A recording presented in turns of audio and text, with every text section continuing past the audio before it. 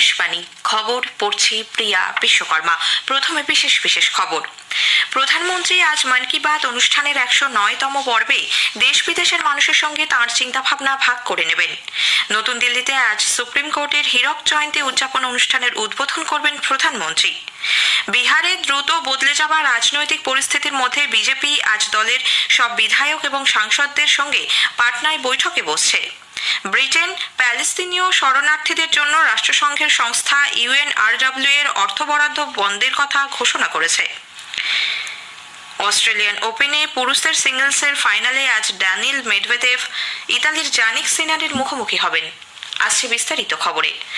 প্রধানমন্ত্রী নরেন্দ্র মোদী আজ আকাশবাণীতে মন কি বাত অনুষ্ঠানে তাঁর চিন্তাভাবনা দেশ বিদেশের মানুষের সঙ্গে ভাগ করে নেবেন। এটি হবে মাসিক এই বেতার অনুষ্ঠানের 109তম পর্ব। অনুষ্ঠানটি আকাশবাণী এবং দূরদর্শনের সবকটি চ্যানেল, AIR নিউজ ওয়েবসাইট এবং নিউজ অন AIR মোবাইল অ্যাপে সকাল 11টায় সম্প্রচারিত হবে। AIR news, DD news, PMO এবং তথ্য সম্প্রচার মন্ত্রকের ইউটিউব চ্যানেলগুলিতেও সরাসরি সম্প্রচারিত হবে মন কি বাত। এরপরই আঞ্চলিক ভাষায় অনুষ্ঠানটি সম্প্রচার করা হবে। আঞ্চলিক ভাষার তর্জমা পুনঃ সম্প্রচারিত হবে রাত 8টায়। প্রধানমন্ত্রী আজ নতুন দিল্লিতে সুপ্রিম কোর্টের হীরক জয়ন্তী উদযাপন অনুষ্ঠানের উদ্বোধন করবেন। নাগরিক কেন্দ্রিক এবং প্রযুক্তি বিষয়ক একাধিক উদ্যোগের সূচনা করবেন তিনি। এর মধ্যে রয়েছে সুপ্রিম কোর্ট ডিজিটাল রিপোর্ট বা DGSCR, ডিজিটাল কোর্ট 2.0 অ্যাপ্লিকেশন এবং সুপ্রিম কোর্টের একটি নতুন ওয়েবসাইট। এই উপলক্ষে ভাষণও দেবেন প্রধানমন্ত্রী।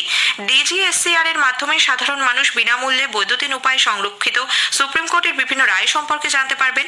1950 সাল থেকে 36,000-এরও বেশি মামলা নিয়ে সুপ্রিম কোর্টের রায় সংক্রান্ত তথ্য ডিজিটাল ফরম্যাটে এখানে পাওয়া যাবে।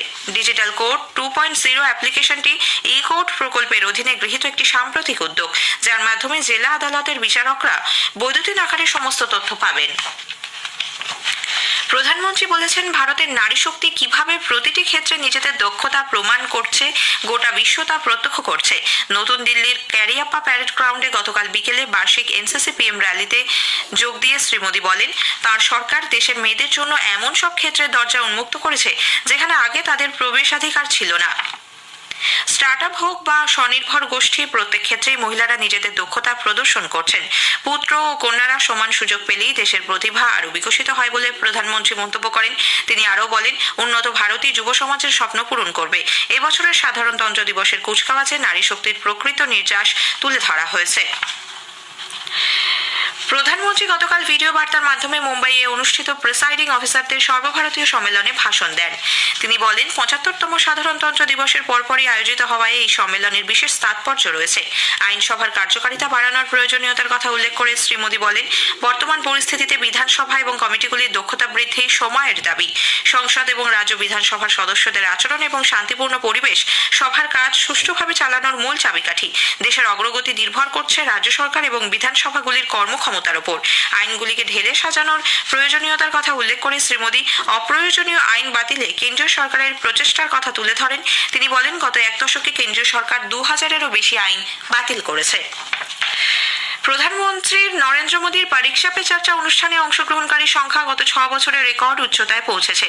কেন্দ্রীয় শিক্ষা মন্ত্রক জানিয়েছে, চলতি বছরে পরীক্ষা পে চর্চার জন্য 2,26,00,000 পড়ুয়া, শিক্ষক ও অভিভাবক নাম নথিভুক্ত করেছেন।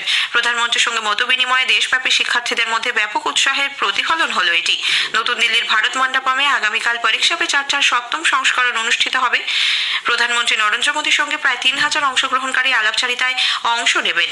কেন্দ্রীয় শিক্ষামন্ত্রী ধর্মেন্দ্র প্রধান এই অনুষ্ঠানের জন্য যাবতীয় প্রস্তুতি পর্যালোচনা করেছেন।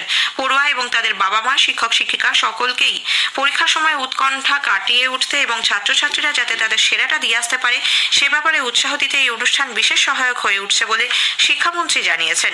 প্রত্যেক রাজ্য কেন্দ্রশাসিত অঞ্চল থেকে 2 জন পড়ুয়া এবং 1 জন শিক্ষক ও কলা উৎসবে বিজয়ীদের অনুষ্ঠানে বিশেষ অতিথি হিসেবে আমন্ত্রণ জানানো হয়েছে। দেশের বিভিন্ন প্রান্তের একলব্য মডেল আবাসিক স্কুল থেকে 1000 ছাত্রছাত্রী এই প্রথমবার পরীক্ষা পে চর্চায় যোগ দেবে। উপরাষ্ট্রপতি জগদীপ ধনখড় 2 দিনের মহারাষ্ট্র ও তামিলনাড়ু সফরে আজ রওনা হবেন। প্রথম দিন শ্রী ধনখড় মহারাষ্ট্র বিধানসভায় বিধানসভার অধ্যক্ষদের 84তম সম্মেলনের সমাপ্তি অনুষ্ঠানে ভাষণ দেবেন। এরপর উপরাষ্ট্রপতি পণ্ডিচেরি বিশ্ববিদ্যালয়ের শিক্ষার্থীদের সঙ্গে বিকশিত ভারত @2047 বিষয়ে মত বিনিময় করবেন। খবর শুনছেন আকাশবাণী থেকে। বিহারে দ্রুত বদলে যাওয়া রাজনৈতিক পরিস্থিতির মধ্যে ভারতীয় জনতা পার্টি বিজেপি আজ দলের সব বিধায়ক এবং সাংসদদের সঙ্গে পাটনায় বৈঠকে বসছে। মহাজোট থেকে সরে এসে নীতিশ কুমার ফের বিজেপির সঙ্গে যেতে পারেন বলে কানাঘুষোর মধ্যেই এই পদক্ষেপ তাৎপর্যপূর্ণ বলে মনে করা হচ্ছে। সকাল 9টায় এই বৈঠক হওয়ার কথা।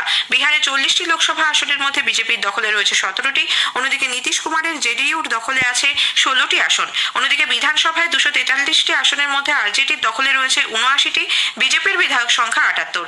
নীতিশ কুমারের দলের হাতে আছে 45 জন বিধায়ক। 2022-এ বিজেপি ছেড়ে মহাজোটের সরকার গঠনের পর নীতিশ কুমার ফের এনডিএতে ফিরতে চলেছেন বলে ওয়াকিবহল মহলের ধারণা। জোট বদলালে এটি নীতিশের চতুর্থ এই ধরনের পরিবর্তন হবে। আসন্ন লোকসভা নির্বাচনে বিজেপি বিভিন্ন রাজ্যে ভারপ্রাপ্তদের নাম ঘোষণা করেছে। দলের সহসভাপতি বৈজয়ন্ত জয় পান্ডাকে উত্তরপ্রদেশের দায়িত্ব দেওয়া হয়েছে। সাধারণ সম্পাদক বিনোদ তাওরে বিহার এবং প্রাক্তন কেন্দ্রীয় মন্ত্রী প্রকাশ জাভড়েকর কেরালার দায়িত্ব পেয়েছেন। দলের সর্বভারতীয় সভাপতি জেপি নাড্ডা গতকাল এক বিজ্ঞপ্তিতে একথা জানান। ত্রিপুরার বিপ্লব কুমার দেবকে হরিয়ানার, শ্রীকান্ত শর্মা হিমাচল প্রদেশের, তরুণ চুগ এবং লক্ষ্মীকান্ত বাজপেয়ীকে জম্মু কাশ্মীর ও ঝাড়খণ্ডের দায়িত্ব দেওয়া হয়েছে। মঙ্গল পাণ্ডেকে পশ্চিমবঙ্গের লাক্ষাদ্বীপ ও তামিলনাড়ুর জন্য অরবিন্দ মেননকে নিযুক্ত করা হয়েছে। National school of drama NST আয়োজিত 25তম আন্তর্জাতিক নাট্যোৎসব ভারত রং মহোৎসবের যাবতীয় প্রস্তুতি চলেছে। নাট্য সাক্ষরতা, আলোচনা এবং নাগরিকদের অংশগ্রহণ ইত্যাদি বিষয়ে উৎসবের কর্মসূচিতে অগ্রাধিকার পাচ্ছে। 1 ফেব্রুয়ারি 21 দিনব্যাপী নাট্যোৎসবের সূচনা হবে। প্রখ্যাত অভিনেত্রী শ্রীলা মজুমদারের শেষকৃত্য সম্পন্ন হয়েছে গত রাতেই। তিনি 3 বছর ডিম্বাশয়ের ক্যান্সারে ভুগছিলেন। গতকাল বাড়িতেই তাঁর জীবনাবসান হয়। বয়স হয়েছিল 65। শেষবার তাকে অভিনয় করতে দেখা গিয়েছে পালান ছবিতে। মাঝে কিছুদিন তিনি হাসপাতালে ভর্তি ছিলেন। তাঁর প্রয়াণে গভীর শোক প্রকাশ করেছেন মুখ্যমন্ত্রী মমতা ব্যানার্জি। প্রয়াত অভিনেত্রীর স্বামী ও পুত্র বর্তমান। 1980 সালে মৃণাল সেনের পরশুরাম ছবির মাধ্যমে অভিনয় জগতে হাতেখড়ি শ্রীলার। তখন তার বয়স 16। উত্তরপ্রদেশের মুখ্যমন্ত্রী যোগী আদিত্যনাথ আজ রাজ্যের সাফাই কর্মী, সাফাই মিত্রদের সম্মান জ্ঞাপন অনুষ্ঠানে যোগ দেবেন। সেই সঙ্গে তিনি পড়ুয়াদের স্মার্টফোন এবং ট্যাবলেট বিতরণ করবেন। অনুষ্ঠান মঞ্চ থেকে 116 কোটি টাকারও বেশি ব্যয়ে নির্মিত বিভিন্ন পুর প্রকল্পের ভিত্তিপ্রস্তর স্থাপন ও উদ্বোধন করবেন যোগী আদিত্যনাথ। ভারতীয় নৌবাহিনীর ক্ষেপণাস্ত্র বিধ্বংসী যুদ্ধজাহাজ আইএনএস বিশাখাপত্তনম এডেন খাড়ি থেকে এমভি মার্লিন লুয়ান্ডা নামে খনিজ তেল বহনকারী একটি জাহাজকে উদ্ধার করেছে। ওই জাহাজটিতে আগুন লাগায় বিপদ সংকেত পাওয়ার পর আইএনএস বিশাখাপত্তনম সেখানে ছুটে যায়। ব্রিটেন প্যালেস্তিনীয় শরণার্থীদের জন্য রাষ্ট্রসংঘের সংস্থা ইউএনআরডব্লিউ এর অর্থ বরাদ্দ বন্ধের কথা ঘোষণা করেছে। সম্প্রতি ইউএনআরডব্লিউ 7 অক্টোবর হামাসের হামলার সঙ্গে যুক্ত থাকার অভিযোগে সংস্থার বেশ কয়েকজন কর্মীকে বহিষ্কার করেছে। ব্রিটিশ সরকার জানিয়েছে, ইসরায়েল হামাসের বিরুদ্ধে যেসব অভিযোগ এনেছে তাতে তারা বিস্মিত। মার্কিন যুক্তরাষ্ট্র, অস্ট্রেলিয়া, ইতালি, কানাডা, ফিনল্যান্ড ইতোমধ্যেই এই খাতে অর্থ বরাদ্দ বন্ধের কথা জানিয়েছে। উল্লেখ্য, 1949 সালে গঠিত ইউএনআরডব্লিউ গাজায় ত্রাণ ও উদ্ধার কাজে রত রাষ্ট্রসংঘের সবচেয়ে বড় সংস্থা। ইসরায়েল গাজা ভূখণ্ডে ওই সংস্থার কার্যকলাপের বিরুদ্ধে যেসব অভিযোগ এনেছে তা তদন্ত করে দেখার নির্দেশ দেওয়া হয়েছে ইতোমধ্যেই। এদিকে বিভিন্ন দেশ ইউএনআরডব্লিউ তে অর্থ সহায়তা বন্ধ করে দেওয়ায় গাজার শরণার্থীদের সমস্যা আরও বাড়বে বলে সংস্থার প্রাক্তন প্রধান মুখপাত্র ক্রিস্টোফার গানেস জানিয়েছেন। মার্কিন ব্রিটিশ যৌথ নৌবাহিনী লোহিত সাগরের তীরে ইয়েমেনের বন্দর শহর হোডেইডাতে হুথি জঙ্গিদের ঘাঁটি লক্ষ্য করে হামলা চালিয়েছে। সম্প্রতি একটি ব্রিটিশ ট্যাঙ্কারের ওপর হুথিদের ক্ষেপণাস্ত্র হামলার পাল্টা জবাবে এই আক্রমণ বলে জানানো হয়েছে।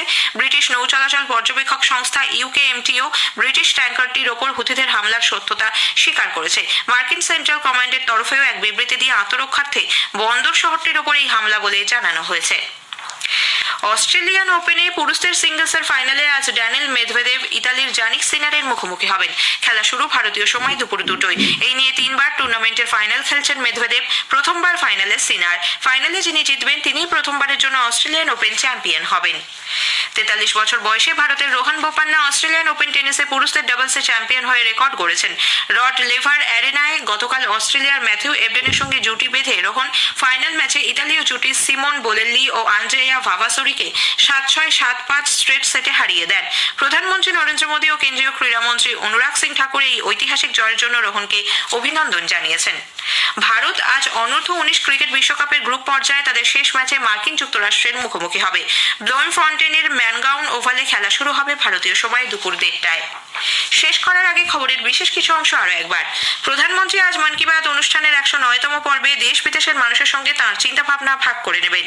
বিহারে দ্রুত বদলে যাওয়া রাজনৈতিক পরিস্থিতির মধ্যে বিজেপি আজ দলের সব বিধায়ক এবং সাংসদদের সঙ্গে পাটনায় বৈঠকে বসছে। খবর শেষ হলো।